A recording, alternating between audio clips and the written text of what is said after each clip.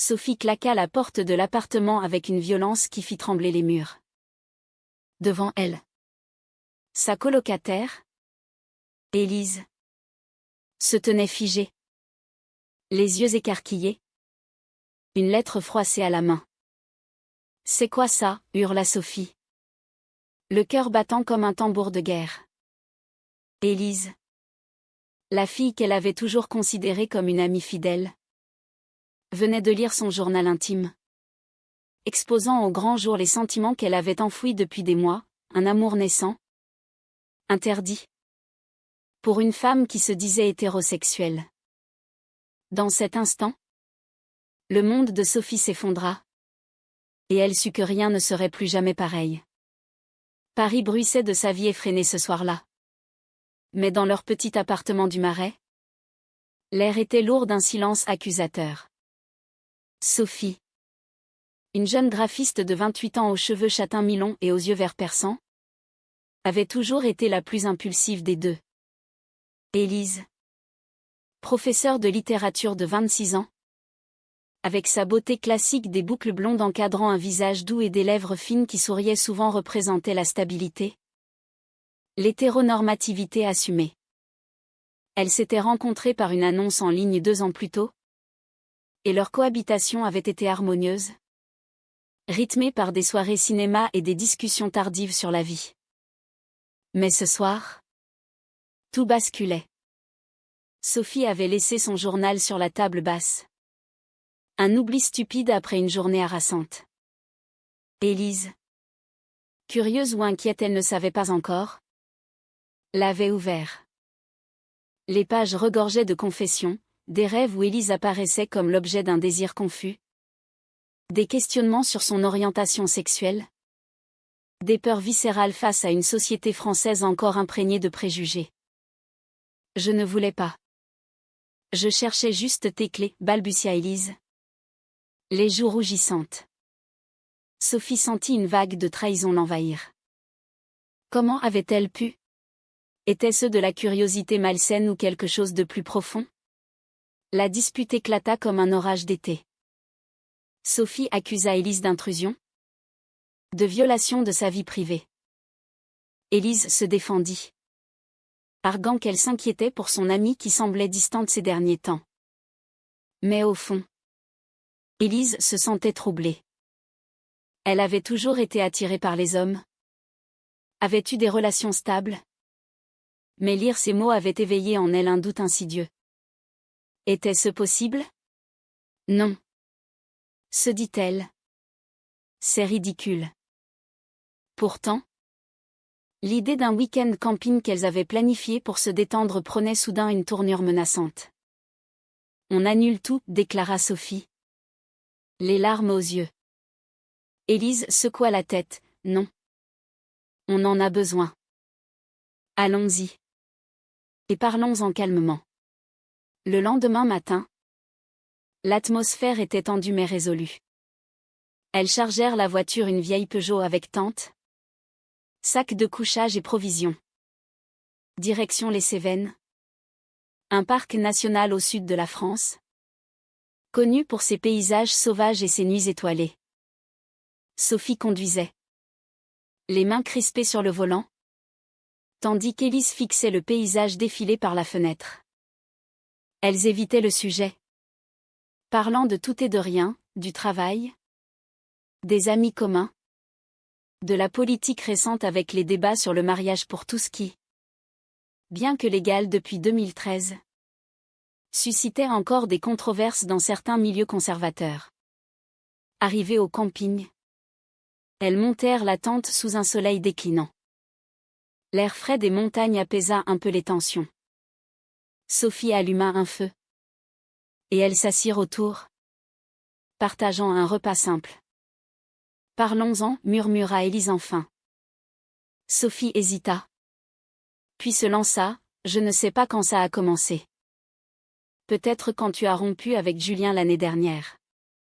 Tu étais si vulnérable. Et je me suis sentie protectrice. Puis ça a évolué. Élise écouta, le cœur serré. Elle se rappelait ces moments, Les câlins platoniques. Les regards prolongés. Était-ce réciproque? Non.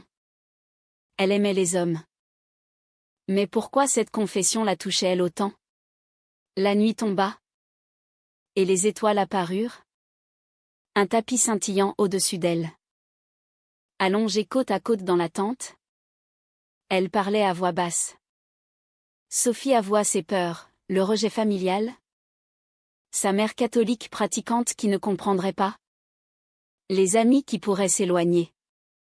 Élise, issue d'une famille libérale de Lyon, se sentait coupable. Avait-elle envoyé des signaux mixtes?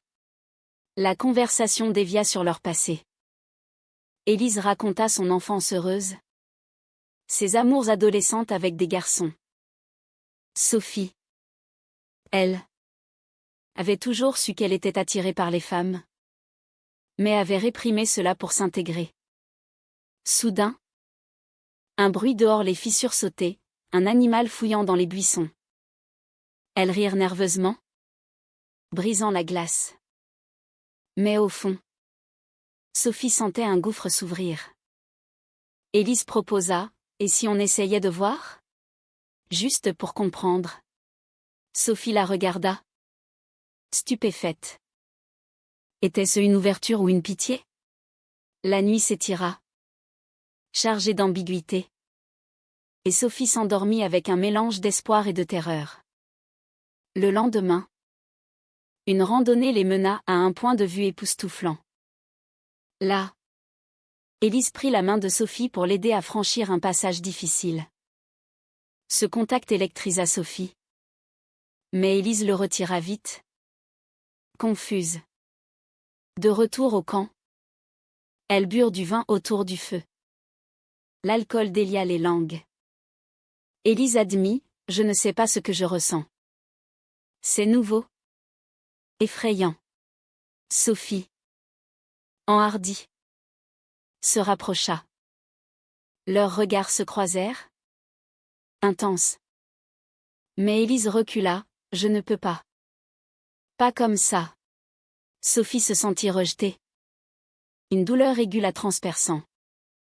La tension monta.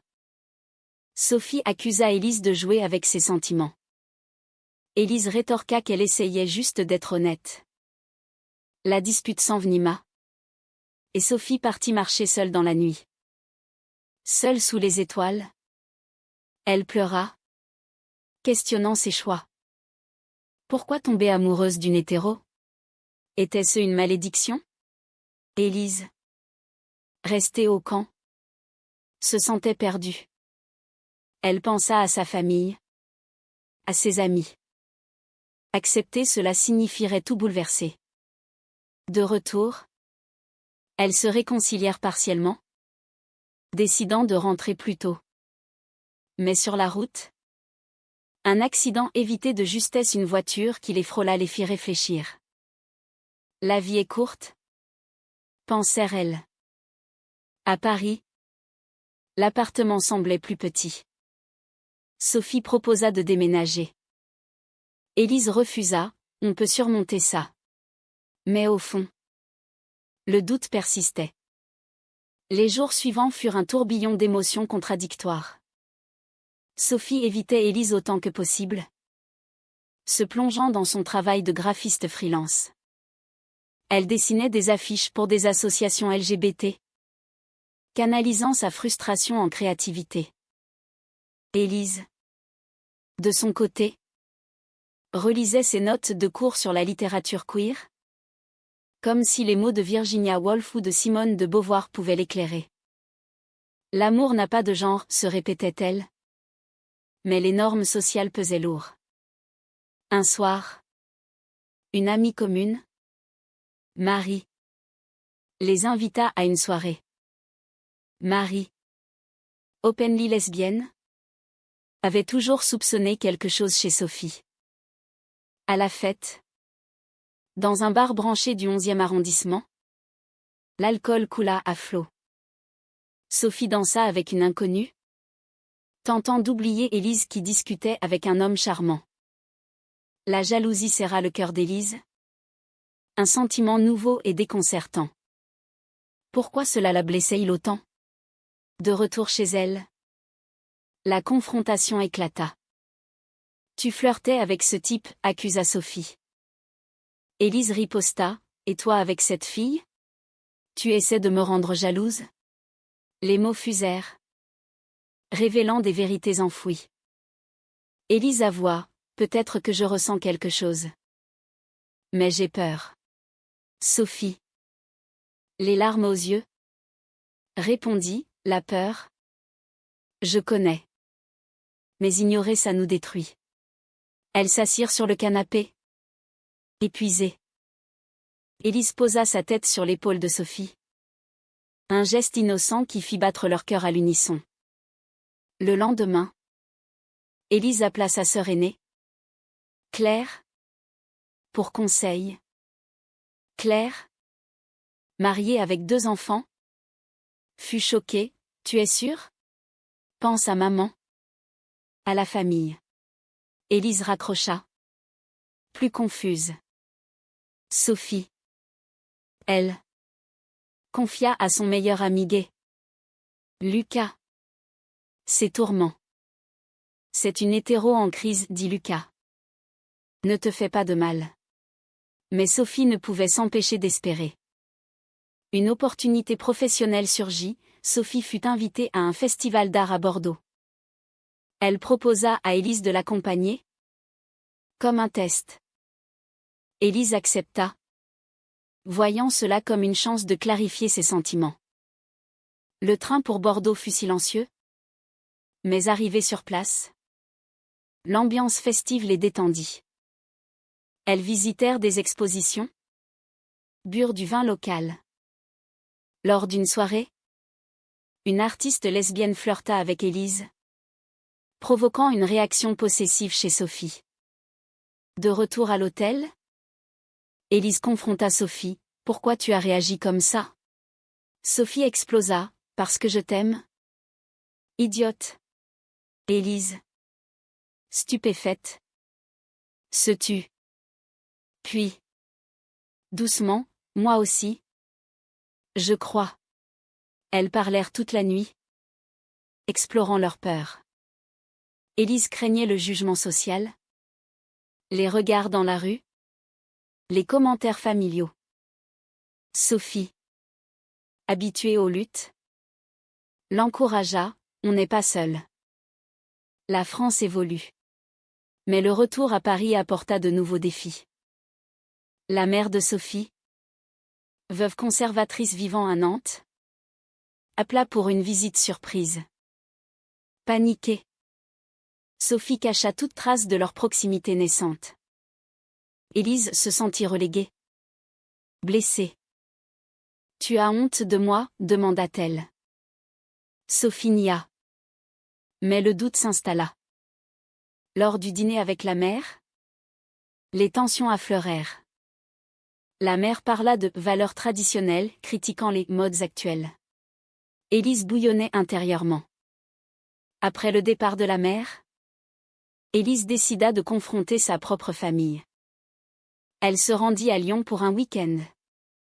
Son père, ingénieur retraité, et sa mère, enseignante, l'accueillirent chaleureusement.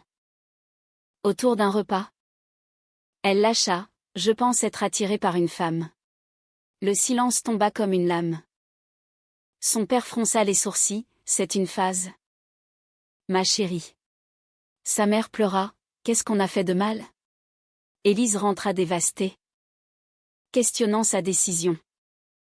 Sophie l'attendit avec anxiété. En entendant le récit, elle serra Élise dans ses bras.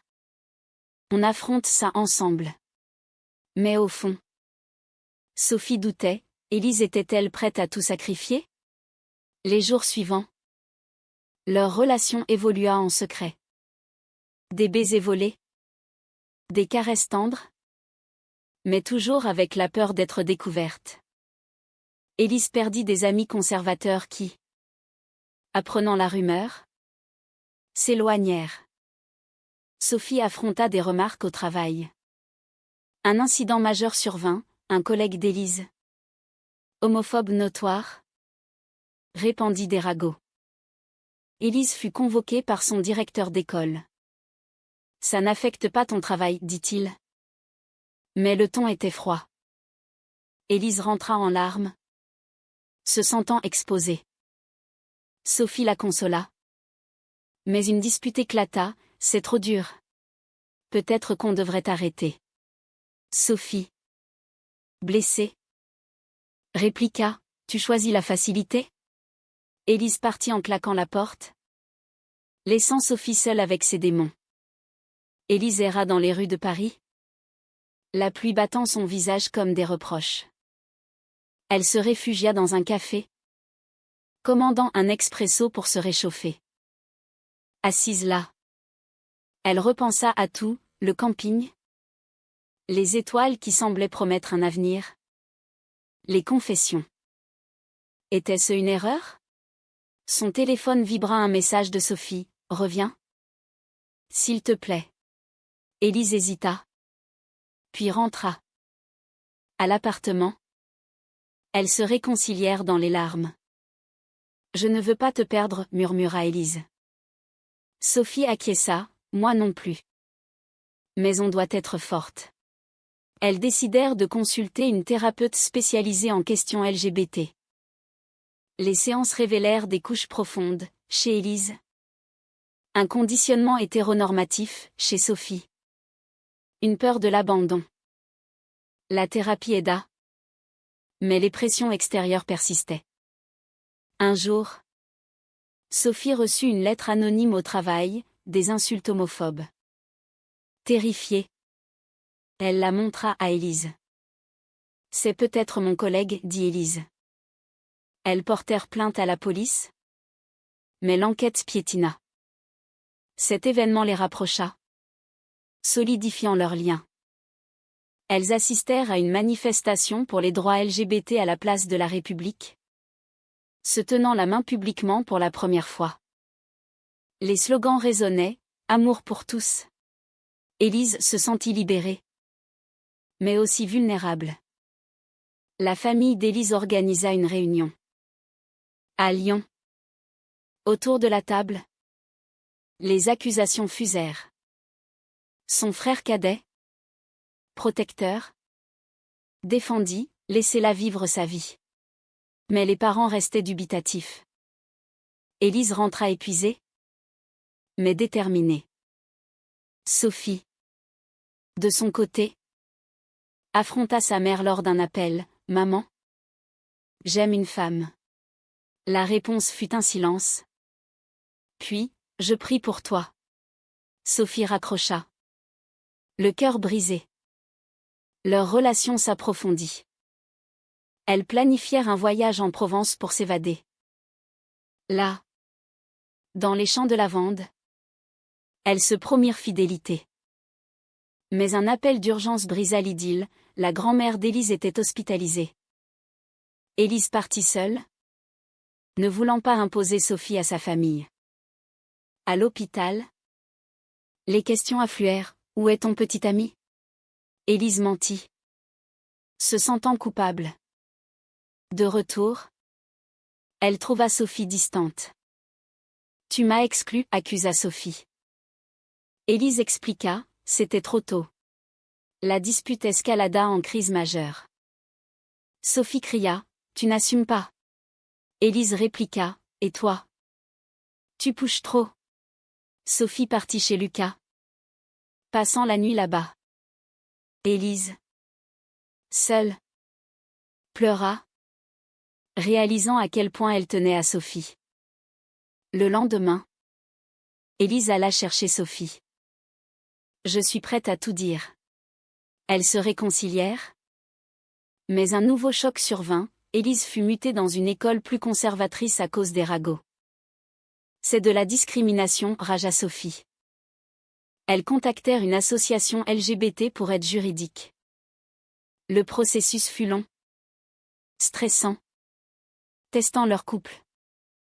Au milieu de cela, une amie d'enfance d'Élise, homophobe, la confronta, Tu me dégoûtes. Élise perdit cette amitié.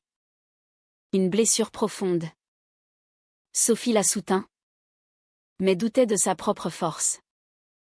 Et si on se sépare, pensa-t-elle. Mais sous les étoiles d'une nuit parisienne, elles se rappelèrent leur camping, renouvelant leurs vœux.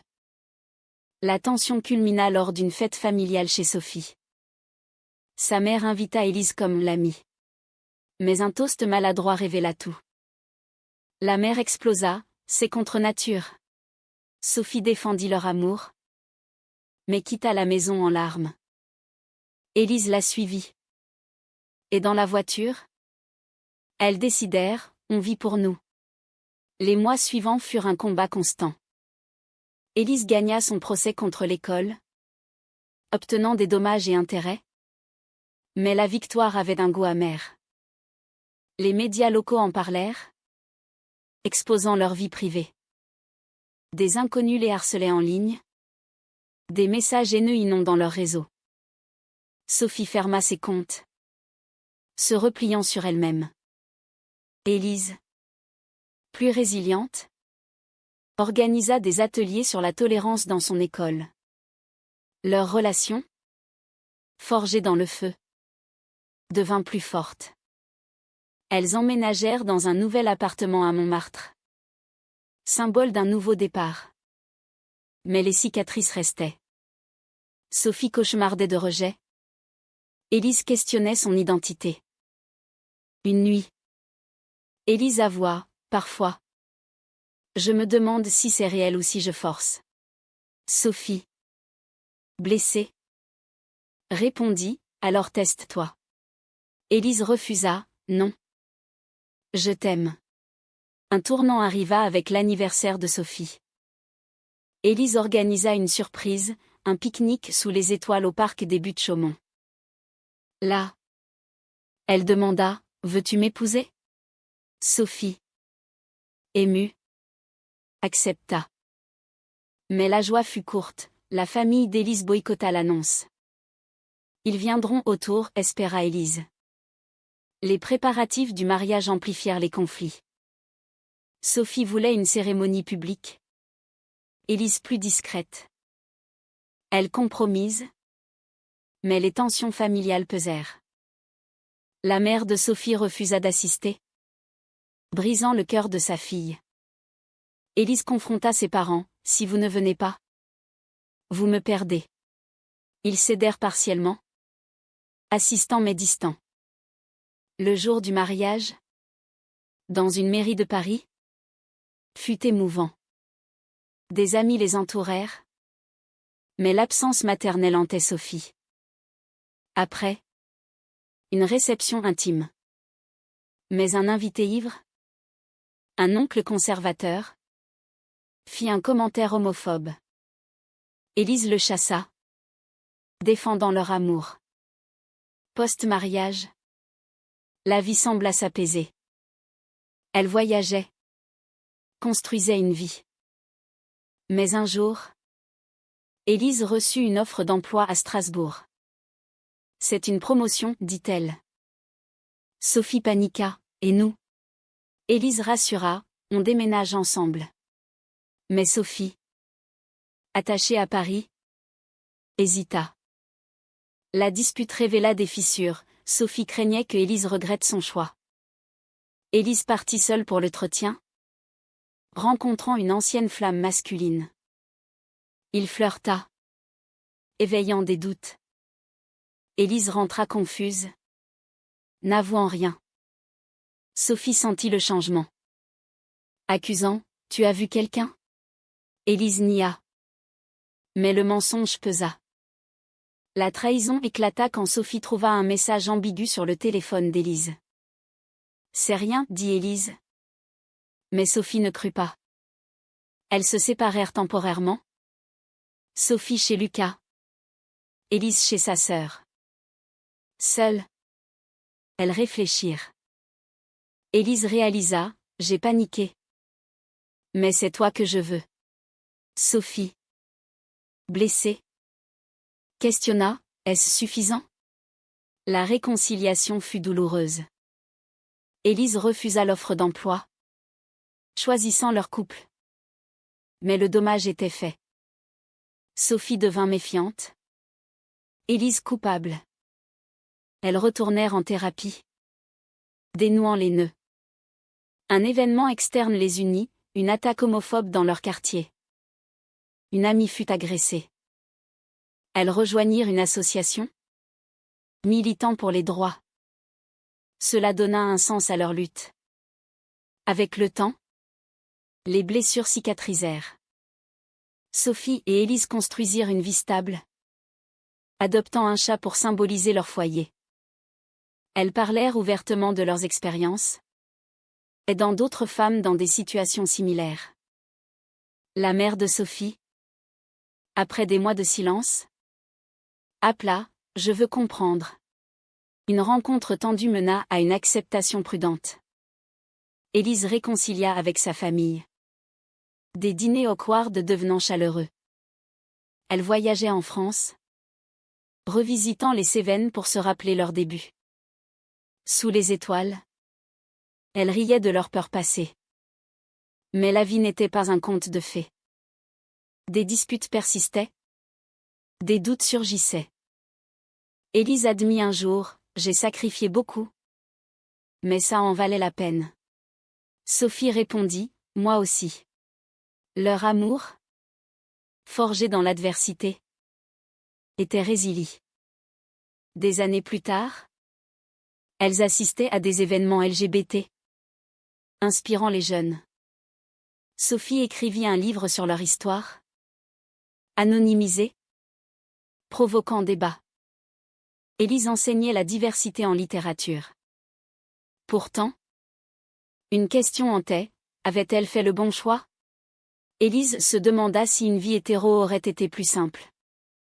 Sophie. Si forcer l'amour valait les douleurs. Et vous? Pensez-vous que l'amour vrai justifie tous les sacrifices? Ou certaines vérités devraient-elles rester enfouies pour préserver la paix?